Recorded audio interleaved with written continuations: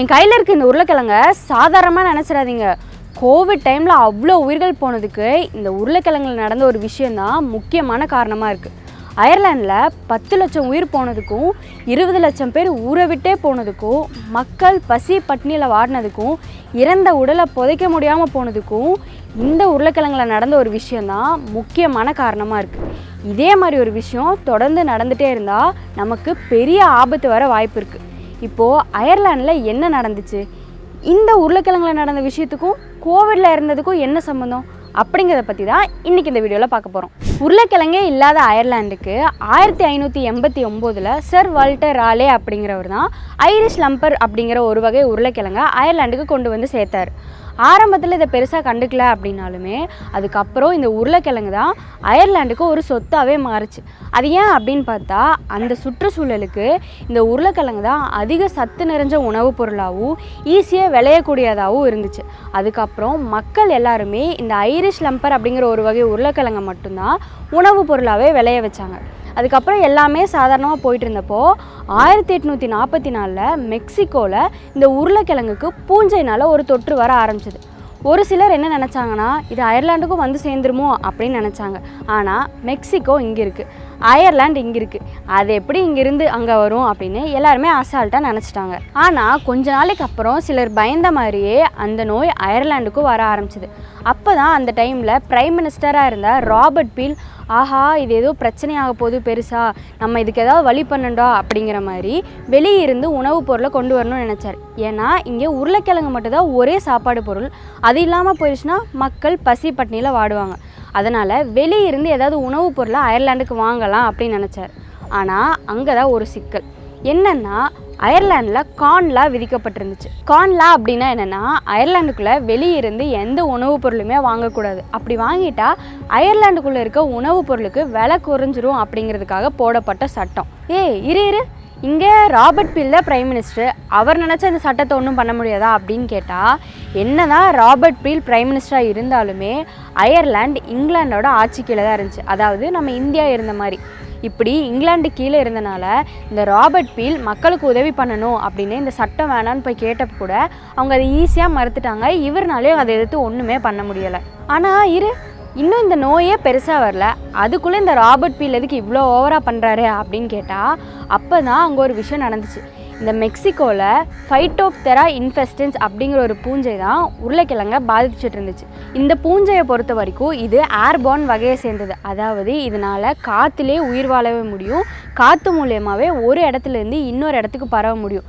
அப்படி தான் இங்கே இருக்க மெக்சிகோவிலேருந்து ஈரப்பதம் நிறைஞ்ச காற்று மூலியமாகவும் மழை மூலியமாகவும் உருளைக்கிழங்கை விளைய வச்சுட்டு இருந்த எல்லா நாட்டையுமே பாதித்து இங்கே இருக்க அயர்லாண்டுக்குமே போய் பரவ ஆரம்பிச்சிது.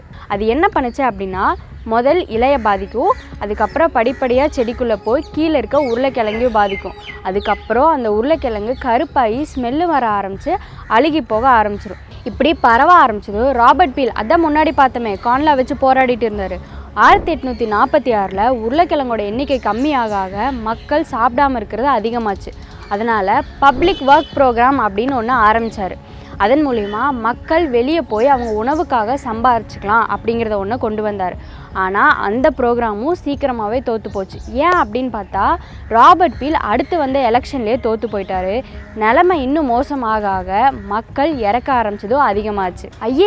இப்போது அந்த ஐரிஷ் லம்பருங்கிற ஒரு வகை உருளைக்கிழங்கு இல்லாமல் போனதுனால தான் இவ்வளோ பிரச்சனை. ஒன்றா வேறு வகை உருளைக்கிழங்க விளைய வச்சுருக்கணும், அப்படி இல்லைன்னா வேறு உணவுப் பொருளையாச்சும் விளைய வச்சுக்கணும். என்ன தான் பண்ணாங்க அப்படின்னு கேட்டால், அயர்லாண்டில் ஐரிஷ் லம்பரை தவிர வேறு வகை உருளைக்கிழங்கு விளைய வைக்கணும் அப்படின்னா ஜெனட்டிக் வேரியேஷன் அப்படிங்கிற ஒன்று வேணுமா இருக்கும். அது இல்லாமல் போனதுனால தான் நமக்கும் கோவிட் வந்து அவ்வளோ மக்கள் இறந்து போனாங்க. இதே தான் விலங்குலையும் நடக்குது. என்னடா மூணுக்கும் என்ன சம்மந்தம் அப்படின்னு கேட்டால், இருங்க தெளிவாக பார்த்துடலாம். இப்போது ஜெனட்டிக் வேரியேஷன் அப்படின்னா என்னென்னா, நம்ம உடம்புல செல்லில் ஜீன் இருக்கு இல்லையா, அது ஒன்றா சேர்ந்து ஒரு குரூப்பாக இருந்தால் அதை நம்ம ஜீனோம் சொல்லுவோம். அதில் ஒரு மாறுபாடு ஏற்பட்டால் தான் அதை ஜெனட்டிக் வேரியேஷன், அதாவது மரபணு மாறுபாடு அப்படின்னு சொல்லுவோம். இப்போது ஒரு நோய் தாக்க வருது அப்படின்னா அந்த ஜீன் ஒன்றா அந்த நோய்க்கு மாறாக செயல்படணும், இல்லைன்னா அந்த நோயை எதிர்த்து போராடுற மாதிரி அந்த ஜீனில் ஒரு பிறழ்வு ஏற்படணும்.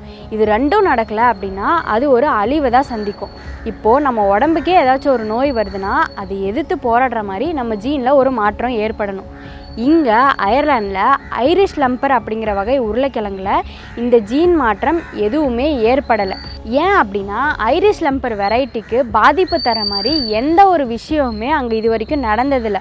அதனால் நம்மளை யாரா சீண்ட போகிறா அப்படின்னு அந்த சுற்றுச்சூழலுக்கே பழக்கப்பட்டனால தான் அந்த பொட்டேட்டோ பிளைட் அப்படிங்கிற ஒரு நோய் அந்த பூஞ்சைனால் வர்றப்போ அதை எதிர்த்து போராட முடியாமல் அந்த ஐரிஷ் லம்பர் வெரைட்டி உருளைக்கிழங்கே அழிஞ்சு போச்சு. அயர்லாண்டில் இருந்த மக்களும் ஐரிஷ் லம்பர் அப்படிங்கிற ஒரே வகை உருளைக்கிழங்கு மட்டும்தான் விளைய வச்சுட்டு இருந்தாங்க. ஏன் அப்படின்னு பார்த்தா அதுதான் பெருசாகவும் நல்ல டேஸ்ட்டாகவும் ஈஸியாக விளையக்கூடியதாக இருந்துச்சு. இப்படி ஒரே வகையை திரும்ப திரும்ப விளைய வச்சுட்டு இருந்தனால அங்கேருந்த சுற்றுச்சூழலும் ஒரே செடிக்கு மட்டுமே பழக்கப்பட்டுருச்சு. இப்படி ஒரே வகையை மட்டுமே சார்ந்து அங்கே ஜெனட்டிக் வேரியேஷன் எதுவும் நடக்கலை அப்படின்னா அது அழிவதாக சந்திக்கும் அப்படின்னு ஆராய்ச்சியாளர்கள் சொல்கிறாங்க. இப்படி ஜெனட்டிக் வேரியேஷன் இல்லாமல் போனதுனால தான் அயர்லாண்ட்லேயும் அந்த உருளைக்கிழங்கு அழிவை சந்திச்சுது. நமக்கும் கோவிட் வந்து அவ்வளோ பேர் இறந்து போனாங்க. விலங்குலையும் பல மாற்றம் ஏற்பட்டிருக்கு. அதுவும் என்னன்னு பார்த்துடலாம். யூஎஸில் ஓரிகான் அப்படிங்கிற இடத்துல சிங்கத்தையும் சிறுத்தையும் எண்ணிக்கை அதிகப்படுத்தணும் அப்படிங்கிற முயற்சிக்காக ஒரு இடத்துல வச்சுருந்தாங்க. அப்போது அந்த இடத்துல ஒரு நோய் தாக்கி சிறுத்தையோட எண்ணிக்கை கிட்டத்தட்ட பாதியாக அழிஞ்சு போச்சு. அதுவே அங்கேயே இருந்த சிங்கத்துக்கு எந்த ஒரு சிம்டமும் டெவலப்பே ஆகலை. இதுக்கு காரணம் சிறுத்தையில் ஜெனட்டிக் வேரியேஷன் இல்லாததான் அப்படின்னு அங்கே ஸ்டடி பண்ணி ஆராய்ச்சியாளர்கள் சொல்கிறாங்க. அதே மாதிரி தான் நமக்கு கோவிட் டைமில் ஒரு சிலருக்கு பாதிப்பு அதிகமாக இருந்துச்சு, ஒரு சிலருக்கு பாதிப்பே ஏற்படலை, ஒரு சிலருக்கு பாதிப்பு ஏற்பட்டாலும் எந்த ஒரு சிம்டமுமே இல்லாமல் இருந்துச்சு. இதுக்கு காரணமும் ஜெனட்டிக் வேரியேஷன் தான். எப்படின்னு பார்த்தா நோய் எதிர்ப்பு மண்டலத்தில் இருக்க செல்லில் ஒரு மாற்றமோ இல்லை கோவிட் வைரஸ் வந்து நம்ம உடம்புல ஒட்டக்கூடிய ரிசெப்டார், அதாவது ACE2 அப்படிங்கிற ரிசெப்டாரில் மாற்றம் இருந்தனால தான் சிலருக்கு பாதிப்பு அதிகமாகவும் சிலருக்கு பாதிப்பு கம்மியாகவும் இருந்துச்சு. இப்போது எல்லாருக்குமே ஜெனட்டிக் வேரியேஷன் இல்லாமல் தொற்று பரவக்கூடியவங்களாக இருந்திருந்தாங்க அப்படின்னா இன்னும் எவ்வளோ உயிர் போயிருந்திருக்கும் அப்படின்னு நினச்சி பாருங்கள்.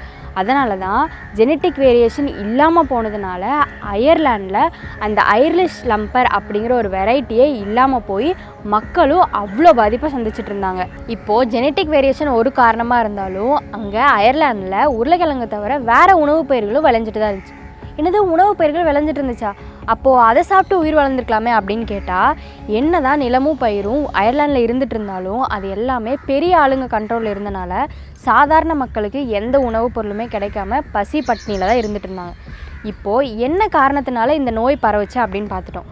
அதுக்கப்புறம் என்ன நடந்துச்சு தெரியுமா? February 1847 மக்கள் பசி பட்னி அதிகரித்து உருளைக்கிழங்குனால கிடைக்கக்கூடிய விட்டமின் C சத்து கிடைக்காம ஸ்கர்வி நோயினால் பாதிக்கப்பட்டு காலராவோட தாக்கமும் இருந்தனால காய்ச்சல், டிசென்ட்ரி அப்படின்னு மக்கள் அதிக அளவில் பாதிக்கப்பட்டு கிட்டத்தட்ட 10 லட்சம் பேர்கிட்ட இறந்து போனாங்க. அதிக அளவில் மக்கள் இறக்க டெட் பாடி எல்லாமே வீட்டுக்கிட்டே கிடக்க ஆரம்பிச்சிது. சவப்பெட்டி வாங்க கூட காசு இல்லாமல் ஒரே குழியில் 4-5 பேரை புதைக்கிற நிலைமைக்கு ஆயிடுச்சு. 10 லட்சம் பேர் இறந்து மிச்சம் இருந்த மக்கள் எல்லாமே எலும்பு தோலுமா கப்பல் ஏறி வேறு நாட்டுக்கு போக ஆரம்பித்தாங்க. அப்படி அயர்லாண்டை விட்டு போனவங்க திரும்ப அயர்லாண்டுக்கு வரவே இல்லை. இதெல்லாம் நடந்து 4 வருஷத்துக்கு அப்புறம், அதாவது 1852 தான் அயர்லாண்டில் பஞ்சமே தீர்ந்துச்சு. ஆனால் அதோட முடிவில் பார்த்தா 10 லட்சம் பேர் இறந்து போனாங்க, 20 லட்சம் பேர் நாட்டை விட்டே போயிட்டாங்க. இப்படி மக்களோட எண்ணிக்கை ரொம்ப குறைஞ்சனால உணவுப் பொருள் மீத இருந்த மக்களுக்கு கிடைக்க ஆரம்பிச்சிது. அதுக்கப்புறம் கொஞ்சம் கொஞ்சமாக அயர்லாந்து அந்த பஞ்சத்திலிருந்து மீண்டு வந்தாங்க. 1841 அயர்லாண்டில் 80 லட்சமாக மக்கள் தொகையில் இருந்தவங்க கொஞ்சம் கொஞ்சமாக குறைஞ்சி இப்போ 50 லட்சமாக இருக்காங்க. அப்போ காணாமல் போன அந்த ஐரிஷ் லம்பர் அப்படிங்கிற உருளைக்கிழங்கு வெரைட்டி திரும்ப 2008 மைக்கேல் மெக்கெல்லாப் அப்படிங்கிற விவசாயம் மூலமாக திரும்ப கொண்டு வரப்பட்டுச்சு. ஆனாலும் அது பெருசாக பயிரிடலை, ஏன்னா அயர்லாண்டில் மித்த உணவுப் பொருட்களும் இருந்துகிட்டு இருந்துச்சு. அப்போ வந்த பசி, பஞ்சம், பட்னி இன்னுமே அயர்லாண்டில் கொஞ்சம் கொஞ்சம் இருந்துட்டு தான் இருக்குது அப்படின்னு சொல்கிறாங்க. இப்படி செல்லில் நடக்கக்கூடிய சின்ன மாற்றம் சரியாக நடக்கலைன்னா கூட எவ்வளோ பெரிய ஆபத்து வரும்னு இதிலேயே பார்க்கலாம். அப்படி தான் நம்ம கோவிட் டைம்லேயும் பார்த்துருப்போம். அதாவது ஜெனட்டிக் வேரியேஷனால் தான் ஒரு சிலருக்கு பாதிப்பு அதிகமாகவும் ஒரு சிலருக்கு பாதிப்பு கம்மியாகவும் இருந்துச்சு. இப்படி இயற்கையாக நடக்க வேண்டிய சில விஷயத்தை நம்மளாம் மாற்றணும் அப்படின்னா பெரிய இழப்பு தான் ஏற்படும். அதுக்கு உதாரணம் இது தான்.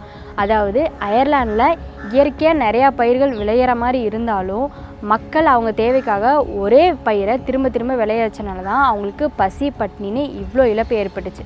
அதனால் இயற்கையை நம்ம மாற்றணும்னு நினைக்காம இருந்தாவே நம்ம கண்டிப்பாக நல்லா இருக்கலாம். இதே மாதிரி இந்தியாவுக்கு மட்டுமே சொந்தமான கருமிளகு, அதாவது கருப்பு தங்கம் எப்படி நம்ம கையை விட்டு போச்சு, அதனால் நம்ம எப்படி இன்னொருத்தங்களுக்கு கீழே அடிமையானோம், உலகத்திலேயே கொடி கட்டி பறந்துட்டு இருந்த நாம் எப்படி 4வது இடத்துக்கு வந்தோம்? நம்ம கிட்டேருந்து கையை விட்டு போன கருமிளகு இன்னொரு நாட்டில் எப்படி விளையுது, அவங்க எப்படி காப்பாற்ற ஆரம்பித்தாங்க, நம்ம ஏன் அவங்கள சார்ந்து போனோம், மிளகாய் என்ன, மிளகு என்ன, அதோட முக்கியத்துவம் என்ன அப்படிங்கிறத பற்றி பேசி ஒரு வீடியோ போட்டிருக்கோம். விருப்பம் இருக்கவங்க அதையும் போய் பார்த்துருங்க.